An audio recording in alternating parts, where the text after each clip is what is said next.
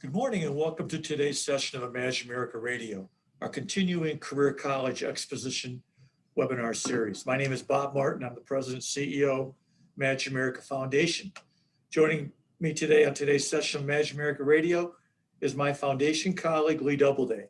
Lee and I are extremely excited about today's topic, STEM careers in the transportation industry with Universal Technical Institute, or UTI. UTI is this country's leading provider of high-quality, career-focused education at 12 locations nationwide. UTI is also a 20-year sponsor of the Imagine America Scholarship and Award programs, having provided admissions-based financial aid to more than 15,000 enrolling Imagine America students.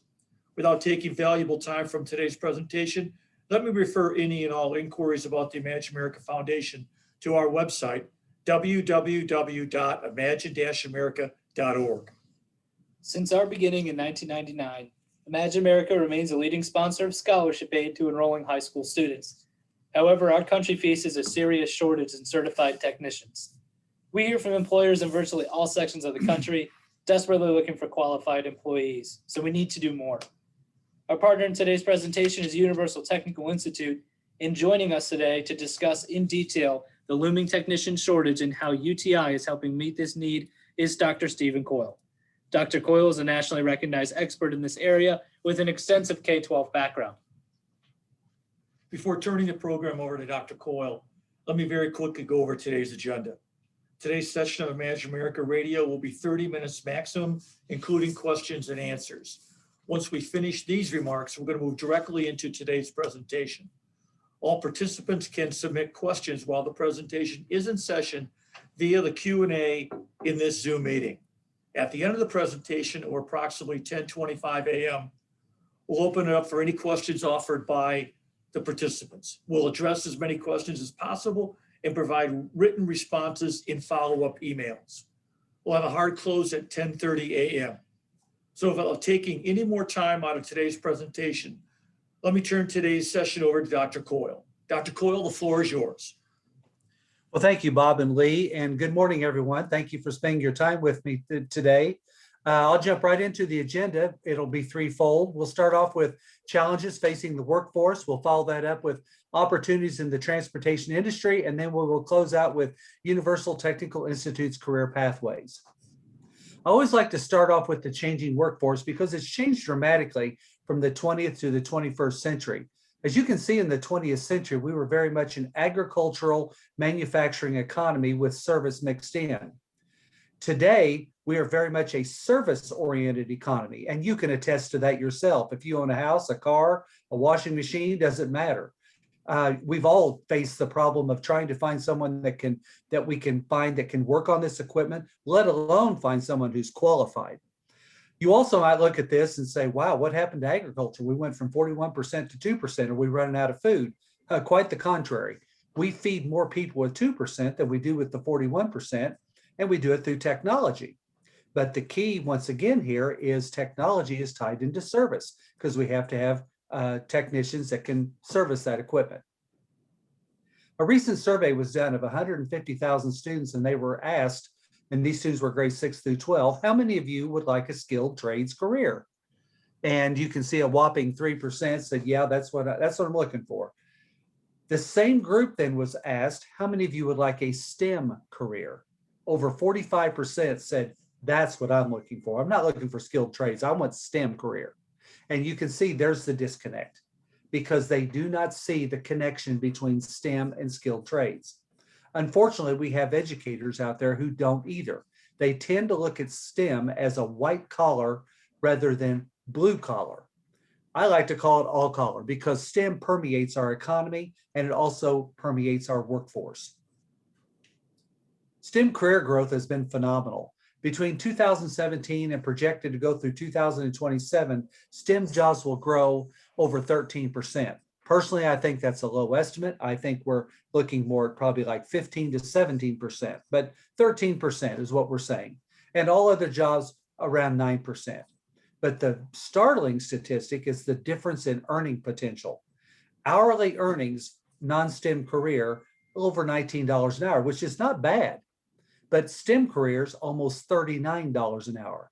Then you take that to yearly wage. You look at a non-STEM career, over $38,000 a year. A STEM career, almost $87,000 a year. That's huge. And then you multiply that by a career of maybe 15, 20, 25, 30, 35 years, you can see there's a huge difference in earning potential. Now, I do want to point out here that I'm not saying that you have to have a STEM career. If you get a non-STEM career, you're going to be poor. There's good paying non-STEM careers out there too. But statistics prove that the majority are STEM careers. Just over 20% of the jobs in this country right now require a bachelor's degree for entry. But the more startling statistic is that half of our college graduates, people that are walking around with a bachelor's degree, are in an occupation where they didn't need the bachelor's degree or they're not using it. And that's kind of sad when you think in terms of the time, the energy, the money that they invested into this degree, only to find that they didn't need it in the first place. That's why it's so important for us as educators to make sure we're doing a good job with career readiness and career pathways. The old smart versus the new smart. I love talking about this because the old smart, you know, the whole goal was to get into the best college that you possibly can. Doesn't matter where it is or what it is, as long as it's deemed as one of the top colleges in the country, that's where I want to be. And then when I get there and figure out what it is that I want to do, and you might laugh at that, but how many of you changed your majors? Because I know I did. So people oftentimes go off to college thinking they're going to be one thing and then come out being something else. But once you get there and figure out what it is you're going to do, if you do figure that out, then you walk out the front door of that institution with a degree in hand, go, here I am, world, hire me. And we know today that just does not work anymore. It's just not efficient. It just doesn't fit the economy that we have today. You also might look at that and laugh and say, Steve, what are you talking about? Nobody does that anymore. But I would refer you to the recent college admissions scandal, which is still not over. I just read just a few days ago where they had another case come up. You know, these parents were trying to help their sons and daughters get into these so-called prestigious schools like USC or Stanford, these kind of schools. And so they could get that degree. And what's ironic is their kids didn't even want to go in the first place. So that's what kind of sad. And what they get for their efforts, they got fines and jail time. So kind of sad. But so we move to the new smart. What's the difference between the two? The student. The focus is on the student and what they want.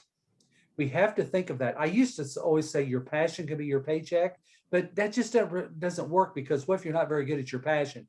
So we have to look at, what are students good at? What do they love to do? Where do they put their effort in? That's what we want to key on. You know, we ask every little kid in this country, what do you want to be when you grow up? I always challenge high school counselors. Why do we stop asking that question?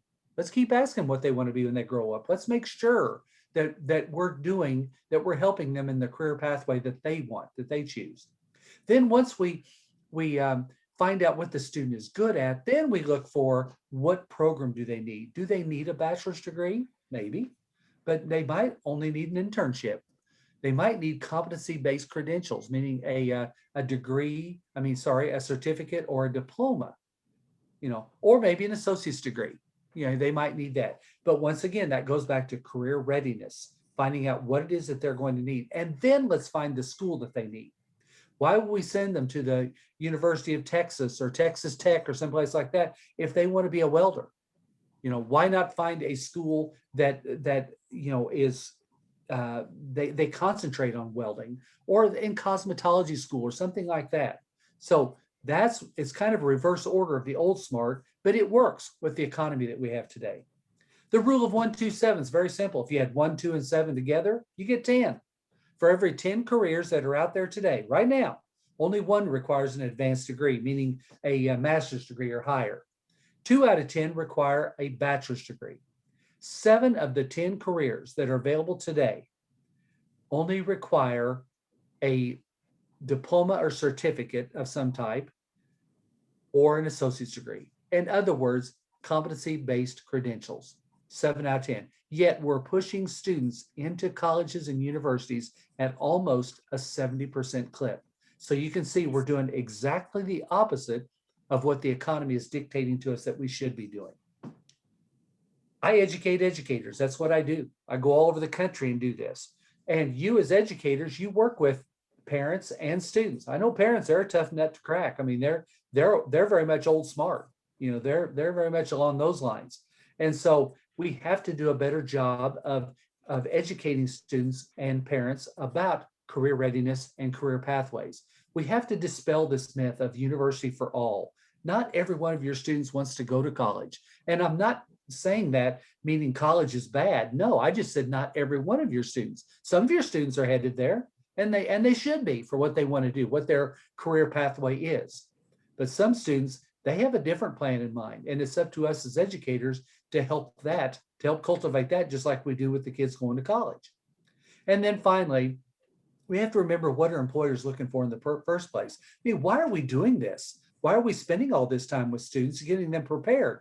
Because we're preparing them for employers that want competency-based credentials. What do you bring to the table?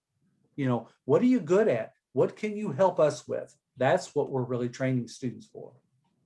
The second part is opportunities in the transportation industry. I don't care if it's a car, if it's a truck, a motorcycle, an ATV, a boat, it doesn't matter. They are all rolling or floating computers. That's what they are today.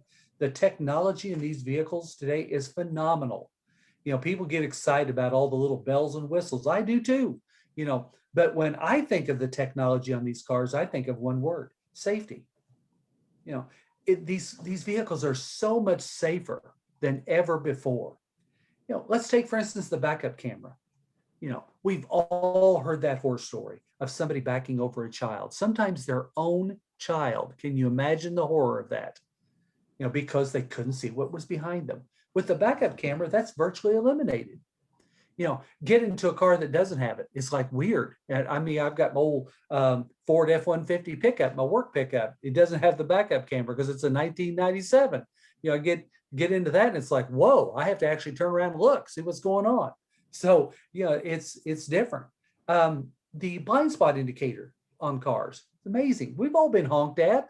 We're going down the road, we start change lanes, somebody blares their horn at us. It's like, whoa, where'd they come from? Because they were in our blind spot, of course. But with blind spot indicators, we can see what's going on around us with sensors. So it's really pretty amazing what the technology is. But the problem here is, who's going to work on this stuff? I mean, all this equipment is great, but we have to have people that are trained technicians that can work on this equipment. You know, another story, I read this not too long ago in a magazine talking about in the agricultural industry. They're running into problems now with farmers and people in agriculture wanting, they're looking for older equipment. Why? Because they can't work on the new stuff. They can't figure it out, and they're worried there's not going to be technicians available to work on it. So they've decided, well, I'll just buy older equipment. And that defeats the purpose. That's what this technology is for, is to make their lives easier, to make them more productive.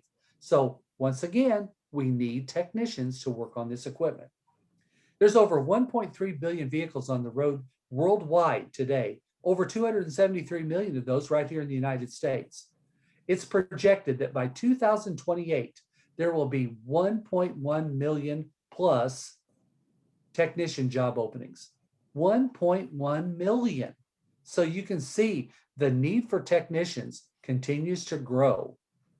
And then finally, we'll look at Universal Technical Institute's career pathways. Who is UTI? Well, as Bob and Lee told you at the very beginning, we are the leading provider of technicians in the transportation industry. We have 12 campuses nationwide, and I think I can announce now officially that we are getting ready to open our 13th campus in near Austin, Texas. It'll be in Round Rock, Texas. So we just made that announcement public yesterday. So we're very excited about that. So we'll now have 3 campuses in Texas. So we're pretty excited about that. We place over 4 out of 5 of our graduates into their chosen field. And notice I said the word chosen. I didn't say in a field, in their chosen field. That goes back to, what do you want to be when you grow up? What are you good at? Putting them a job at Walmart or McDonald's, no, that doesn't count. We want to put them into a dealership, into where they want to be. And then we have over 220,000 graduates in our now 56-year history. We train in 8 different areas: auto, diesel, collision, motorcycle, marine, NASCAR, CNC, and welding. These are all STEM careers. Now, you can't just come to UTI. You have to be invited. So how does that happen? Through a personal interview with the student and their family. We want to make sure that the student is a good fit for us, but that we're also a good fit for them, that we are what they are looking for. But we also use the interview to find out, what are they good at? What do they want to be when they grow up? What gets them excited? We show them different career opportunities. You see 8 on this page, but what you don't see are the hundreds within this. For instance, we get a student that they love cars, but they don't really see themselves turning a wrench. What could they do? Well, they could become a service writer. That's the person you see when you first walk into the dealership. It's going to help diagnose the problem of what you're having. Hey, your car's making this squeaky, funny sound. They're taking all this information in so they can refer you to a technician to get your car or truck repaired. All right. Or you could go to work in the insurance industry. You're thinking, wow, how did that work? Well, you could be a claims adjuster. When you hit a deer, it's pretty easy to see what happened on the outside of the car, but what you don't see are all the sensors, all the damage and everything on the inside. And a trained technician would know to look for these things. So once again, there's another career pathway that maybe students had never thought of. So that's what we do in the interview. We want to find out. We also want to find out, are they prepared for the industry? We know where they're going. We know what the service managers are going to ask them when they interview them. So we get that out of the way now, so that students are prepared for what their field is going to be. Industry-aligned technology, that very much describes how we conduct our education at UTI. Before the pandemic, we were already doing online and hands-on. A lot of schools went to online. We didn't have to go to online. We were already doing it.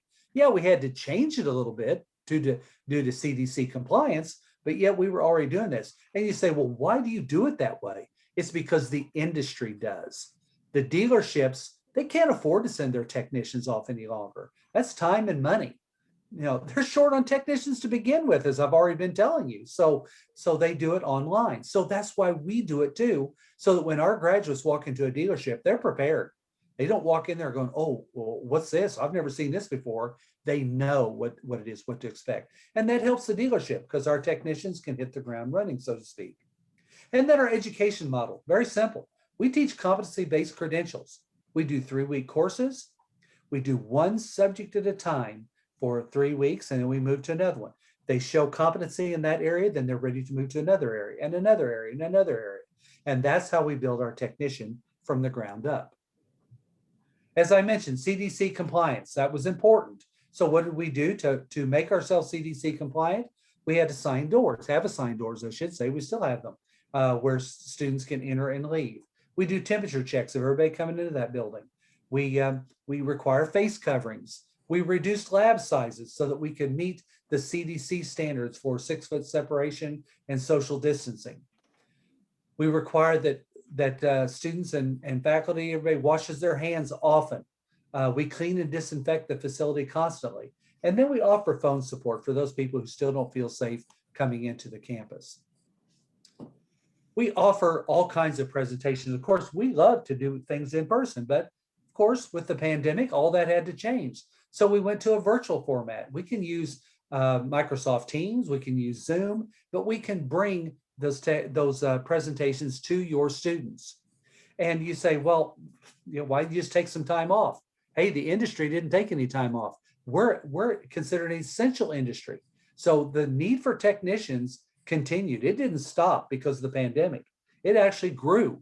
So it put us under pressure that we had to get more technicians out there. So we have to get to students. So we came up with what my colleague Jerry Elner loves to call a buffet of opportunities for counselors and for students. We have a whole array of different types of presentations, tours, career pathways presentations, all kinds of things we can do to help you. And you can see on the right, there's some of the slides, some of them that you're seeing today that we present to students. I want to emphasize that this is for all students, not just for students interested in going to the transportation industry, but students getting ready to move out into any career. What we have to offer will help any student that you have. And that's why it's important. Sometimes we get counselors will say, well, I'll do an interested only thing like that. Well, that's okay. But really, all of your students would be interested in what we have to say about their futures. We have a national presence. Why is that important? Because we are well known. You'd be hard pressed to walk into a dealership and say UTI, they wouldn't know who we are. But the other important part is to get you career placement, because we help you with that. And let's say you go to school at the DFW campus, and then you decide that you want to transfer to Southern Texas. Well, we have a campus there too. Or maybe you want to go to California. We have campuses there, or to New Jersey, or to Florida, wherever the case may be. We have campuses all over the country, so we can help you better to get you placed into your career. We have over 35 industry relationships. We're excited because this number continues to grow. We just added a new one just a few weeks ago, AGCO Corporation. It's our first agricultural-based manufacturer training program. So we're very excited about that. But these are the big dogs of the industry. We're not preparing students for Jiffy Lube. We're preparing students to go to work for these types of companies. One of the things that we offer are trip packages. This is tuition reimbursement incentive program. And I decided this spring to give you a couple of examples of what trip means. So here's one example. This is the Hendrick Advantage. This company has over 100 dealers representing 29 brands, currently operating in 13 states, over 10,000 employees. The package, tuition reimbursement, $300 a month. This is paid now on top of their salary. This will help pay off student loans. Tool voucher, $200 a month for 10 months. There's $2,000 just for tools. Relocation, available on a case-by-case basis. As I had a service manager tell me once, we're not going to lose a student over a couple $1,000s. We're going to help them if they need that. And then ASE reimbursement and paid factory training, comprehensive benefits package. Another example is the Penske Auto Group. The company, over 150 U.S. locations, over 40 world-class brands. It's a Fortune 500 company. The package, tuition reimbursement, $420 per month for 48 months. It's a lot of money. That's on top of the salary that can be used to pay off those student loans if there are any. Tool program, $2,000 reimbursement, 10-year bonus. After 48 months, you stay there, they're going to give you a $3,000 bonus. To give you additional statistics, we have 4,763 participating employer locations that are participating in our trip programs. Average trip package, almost $14,000. Average tool package, almost $3,000. Average relocation, $2,000. Average sign-on bonus, over $3,000. Average retention bonus, over $4,000. So you can see these companies are willing to invest in our graduates. We also love to use our past graduates because that's their peers. So we love them talking to our future students so they can tell them the good, the bad, the ugly about the industry. They're going to be honest with them, but students are going to listen to them because they feel like they're going to tell them the story on what to expect.